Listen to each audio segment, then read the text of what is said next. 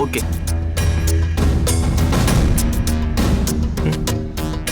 வாங்க மம்மி.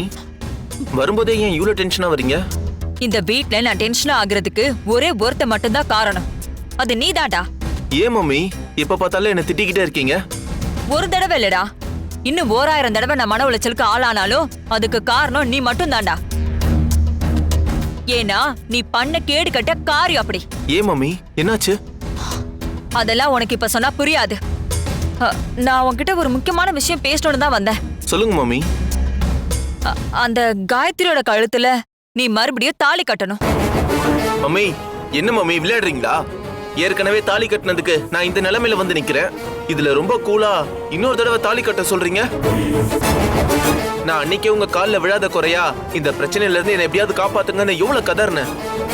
அப்படி இருக்கும்போது அவ கழுத்துல மறுபடியும் என்னால எப்படி மம்மி தாலி கட்ட முடியும்? எப்படி பண்ண முடியுமா? என்னடா பேசுற? பண்ற எல்லா தப்பையும் நீ பண்ணிட்டு இப்ப அவ கழுத்துல எப்படி தாலி கட்ட முடியும்னு என்கிட்ட வியாக்கியானமா பேசிட்டு இருக்க? இப்ப அவ யாரு? உன் பொண்டாட்டி தானே?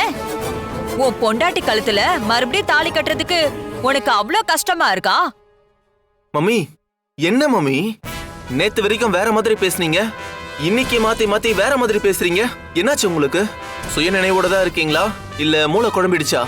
ஆமாடா, மூளை குழம்பி பைத்தியம் ஆயிட்டேன். ஒண்ணு மாதிரி தருதலையா புள்ளைய பெத்தம் பாரு. நான் நல்லாவா இருக்க முடியும்? பைத்தியக்காரியா தான் ஆக முடியும்.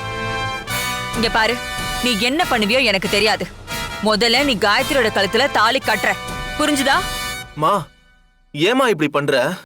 நான் அவ கழுத்துல தாலி கட்டுறதுக்கு நீயே உன் கையால என் கழுத்து நெரிச்சு கொன்னுடுமா? இல்ல சாப்பாடுல விஷத்தை வச்சிரு, நான் சாப்பிட்டு உடனே செத்துறேன். சந்தோஷ், நான் சொல்றத கொஞ்சம் கேளு. நீ முதல்ல காயத்ரியோட கழுத்துல தாலிய கட்டு. அவளை எப்படி வெட்டி விடணும்னு நானே உனக்கு ஒரு ஐடியா சொல்றேன்டா.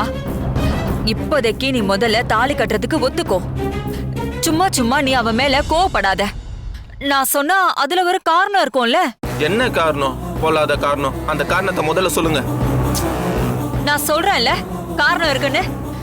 எல்லாத்தையும் இப்பவே உன்கிட்ட விலாவரியா சொல்ல முடியாது. முதல்ல நான் சொல்றத செய். நான் எல்லாமே உன்னோட நல்லதுக்கு தான் பண்ணுவேன். இங்க பார், அந்த காயத்ரி கிட்ட கோவப்படாம கொஞ்சம் அன்பா ஆதரவா அந்யோன்யமா இருக்கிற மாதிரி கொஞ்சமாச்சும் நடிடா. ஷோ, ஏண்டா எல்லாரும் சேர்ந்து என் உயிரை வாங்குறீங்கன்னே தெரியல. எப்படிமா அவகிட்ட என்னால அப்படி நடிக்க வராது? டேய், உனக்கா நடிக்க வராது? நீ மத்தவங்க கிட்ட பேசுற மாதிரி உன்னை பெத்தவ என்கிட்ட பேசாத. நீ யாரு, எப்படிப்பட்டவன், என்னென்ன வேலையெல்லாம் பண்ணுவேன்னு எனக்கு நல்லாவே தெரியும்.